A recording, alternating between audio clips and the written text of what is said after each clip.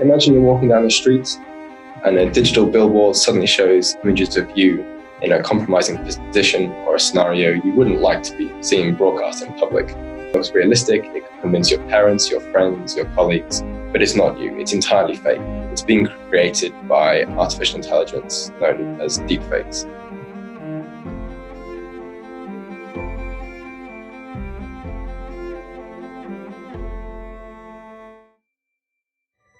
We're entering an era in which our enemies can make it look like anyone is saying anything at any point in time, even if they would never say those things. For instance, they could have me say things like, how about this, simply, President Trump is a total and complete dipshit. You see, I would never say these things, but someone else would. Someone like Jordan Peele. Artificial intelligence can be found in a multitude of areas in everyday life, starting with even basic things like picking up your phone and asking it where a particular address is to be found. It's a simple form of AI. Essentially what artificial intelligence is it refers to the intelligence of the machine as opposed to human intelligence. So essentially it's training the machine to mimic some of the cognitive processes, decision-making processes of humans, but training the machine effectively to think for itself, sometimes without human supervision. The fact that we have smart devices in our hands and our homes, they're all being connected through systems that often use artificial intelligence. They're behind many online services, such as social media and the news, deciding what content we see based on our own preferences and what we've looked at previously, where we are, who we are, what we think, what we like. Your location, your identity, your particular tastes. All that kind of information is collected by the various companies that make our devices or the services that we run on them.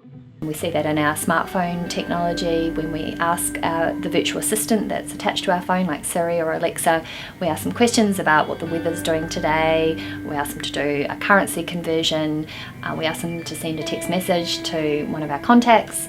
What we're doing is engaging with the machine, we're giving information to the machine's being trained to respond to us in a particular way. But it's also being used to make decisions about our lives in insurance, increasingly in recruitment or healthcare or policing, all these kind of issues. So really it's actually more and more defining our online reality and our physical reality as well. So deepfakes is a new term that's used to describe the use of artificial intelligence to seamlessly swap the face of one person and superimpose it or stitch it onto the body of another person in a video. So it's essentially the creation of a fake video. A form of digital manipulation of images, in effect. The digital manipulation is so convincing that sometimes you cannot tell at all, if you're from the outside looking in, that the image is in fact a fake. A little bit like photoshopping, but much more advanced, often much more effective. Deepfakes, or this technology, the use of artificial intelligence, can be used to create fake videos that look absolutely real, and it is so difficult to distinguish, what is real and what is fake. And that's really what we're dealing with here. That's why it's such a big problem. So for example, the 2016 Star Wars film Rogue One had a cameo of Princess Leia from 39 years earlier walking through in a very short scene, and apparently that took a couple of months to create, so it is quite complicated, but it's just an example of the way in which artificial intelligence is being used and has been used for some time to create a fake video. The transmission we received, what is it they've sent us? Hope. We've also seen the use of this technology, use of artificial intelligence, to also create fake political videos. The big lie, Obamacare. Or there've been spoofs of particular actors whose faces have been swapped and replaced with other actors. Or where you've been, ever, for any reason whatsoever. Sometimes I'll start a sentence and I don't even know where it's going. I just hope I find it along the way, like an improv conversation. So there's kind of been a bit of fun associated with, trialling out this technology, and we see that in other applications that we can use on our mobile phones, for example, like Snapchat, where you can swap your face with a face of someone else in your photo library, or you can make yourself look different. So there is a fun element associated here. However, when it's not fun is when, for two reasons. One is the creation of fake videos for political propaganda, which obviously raises really significant national security issues.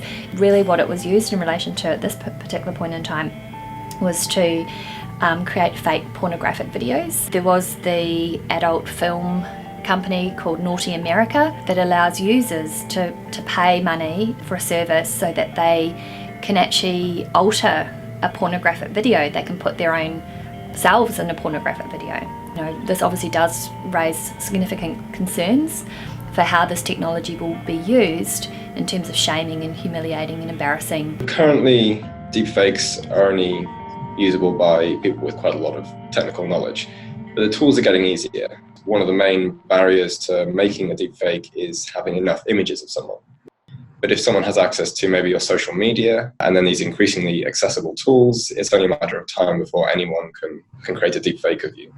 On an individual basis, this has implications for specific fraud. Either someone could pose as you to your bank online on a Skype chat, for example, to verify your identification, or they could blackmail you by creating images of you doing things that you shouldn't be doing or wouldn't want other people to see you doing.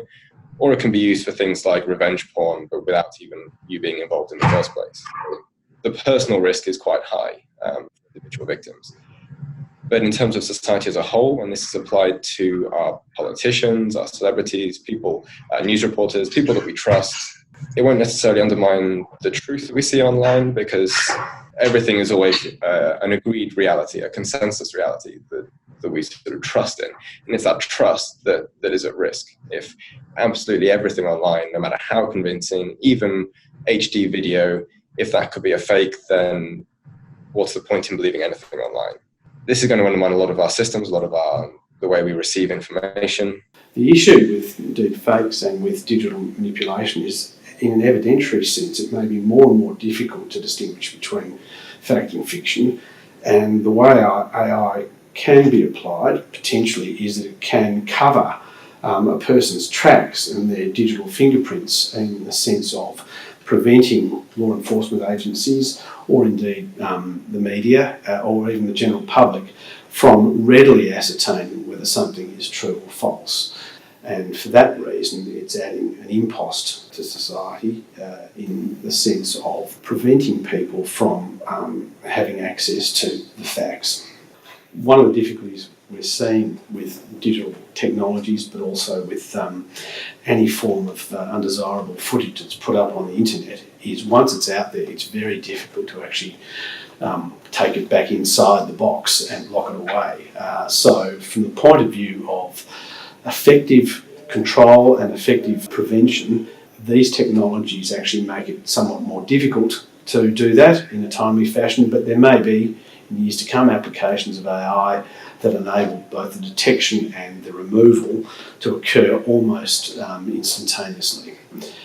So imagine that you're in a relationship, you break up, and your partner creates a fake video of you and posts it on social media, and your friends and family watch that video and they think that you've starred in a pornographic video, and you haven't. If you can imagine what that impact would be, your damage to your reputation, shame and humiliation, a lack of control, not being able to control the creation of that video in the first place, but also where it's been shared. And I think that that's what we really need to focus on. What kind of impacts will the creation of fake videos have on ordinary people without the means or resources to pursue justice in a court of law? What is that impact? And I think that that's what we really need to focus our attention on. This is a dangerous time. Moving forward, we need to be more vigilant with what we trust from the internet. It may sound basic, but how we move forward in the age of information is going to be the difference between whether we survive or whether we become some kind of fucked up dystopia. Thank you. Stay woke, bitches. This this could undermine the basis on which we make decisions, really.